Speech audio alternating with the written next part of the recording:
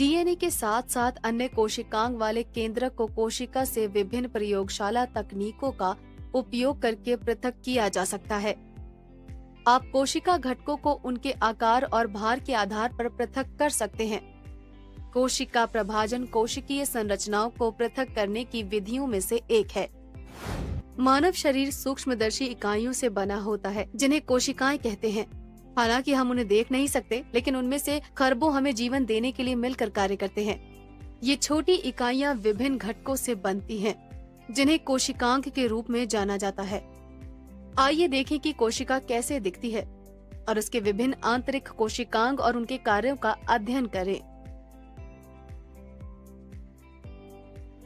कोशिकाओं के सामान्य तौर पर 3 मुख्य भाग होते हैं। पहला और सबसे बाहरी भाग होता है कोशिका झिल्ली। यह कोशिका के चारों ओर लचीला आवरण होता है।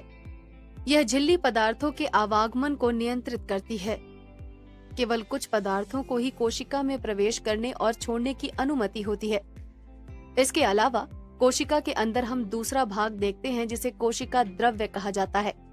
यह एक जेल जैसा द्रव होता है जो कोशिका को भरता है और सभी कोशिकांग इसमें डूबे रहते हैं। यह अधिकांशतः लवण और पानी से बना होता है।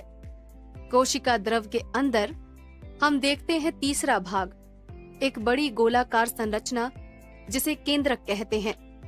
यह कोशिका की सभी गतिविधियों का नियंत्रण केंद्र होता है। केंद्रक झिल्ली केंद्रक को घेरती है तथा उसकी रक्षा करती है और उसमें छिद्र होते हैं। इन छिद्रों के माध्यम से केंद्रक के अंदर देखने पर हमें परस्पर जुड़े हुए धागे जैसी संरचनाओं का बड़ा द्रव्यमान दिखाई देता है। ये डीएनए नामक न्यूक्लिक अम्ल से बने होते हैं, जो जीवन का खाका है।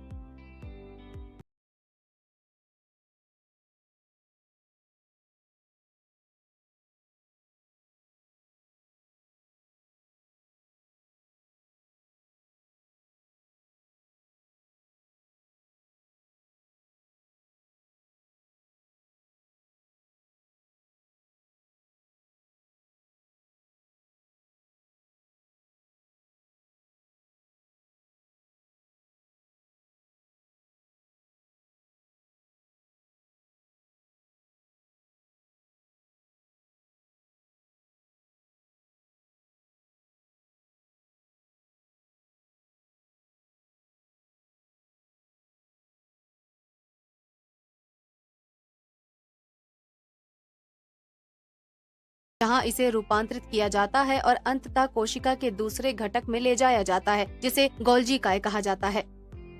यहाँ प्रोटीन को और रूपांतरित किया जाता है और एक सक्रिय अणु में बदल दिया जाता है। गोल्जी काय सपाट वलित कोश की एक श्रृंखला होती है। जब कुछ प्रोटीन की आवश्यकता होती है तो गोल्जी काय इसे प्रदान करता है। कभी कभी इनमें से कुछ प्रोटीन की कोशिका के बाहर आवश्यकता हो सकती है। कोशिका झिल्ली इन प्रोटीन को बाहर निकालने में अनुमति देती है। साथ ही इन चैनलों के माध्यम से कुछ महत्वपूर्ण पदार्थ प्रवेश कर सकते हैं। ये पदार्थ कोशिका द्रव के अंदर चले जाते हैं और एक अन्य कोशिका घटक के साथ संलयित हो जाते हैं, जिसे लाइसोसोम कहा जाता है। इन लाइसोसोम में एंजाइम होते हैं जो इन पोषक तत्वों के अणुओं को पचाते हैं। एक अन्य महत्वपूर्ण अंग सत्रकणिका, यह कोशिका का शक्ति ग्रह है। यह खाद्य पदार्थों को तोड़ता है और कोशिका के लिए ऊर्जा मुक्त करता है। सारांश में कोशिकाओं के सामान्य तौर पर 3 मुख्य भाग होते हैं। पहला और सबसे बाहरी भाग कोशिका झिल्ली होता है। यह कोशिका के चारों ओर एक लचीला आवरण होता है। यह झिल्ली पदार्थों के आवागमन को नियंत्रित करती है। आगे कोशिका के अंदर हम दूसरा भाग देखते हैं, जिसे कोशिका द्रव्य कहते हैं। यह एक जेली जैसा द्रव होता है जो कोशिका को भरता है और इसमें सभी कोशिकांग डूबे रहते हैं। कोशिका द्रव के अंदर हम तीसरा भाग देखते हैं। एक बड़ी गोलाकार संरचना होती है जिसे केंद्र कहते हैं। यह कोशिका की सभी गतिविधियों का नियंत्रण केंद्र है। केंद्र के बाहर ईआर, राइबोसोम और गोल्जी काय की नलिकाकार संरचनाएं देखी जाती हैं। कोशिका को कार्य करने की ऊर्जा सूत्र कणिका से मिलती है। सूत्र कणिका कोशिकांग होते हैं जो लगभग सभी मानव शरीर की कोशिकाओं में पाए जाते हैं। यह माना जाता है कि जिन कोशिकाओं में से सबसे अधिक सूत्र कणिका होती है वे पेशी कोशिकाएं होती हैं। ऊर्जा उत्पन्न करने वाली कोशिकांगों के रूप में पेशियों को अपने कार्य को पूरा करने के लिए उनकी बहुत आवश्यकता होती है। इसके बारे में और अधिक जानने के लिए हमारी वीडियो लाइब्रेरी देखिए।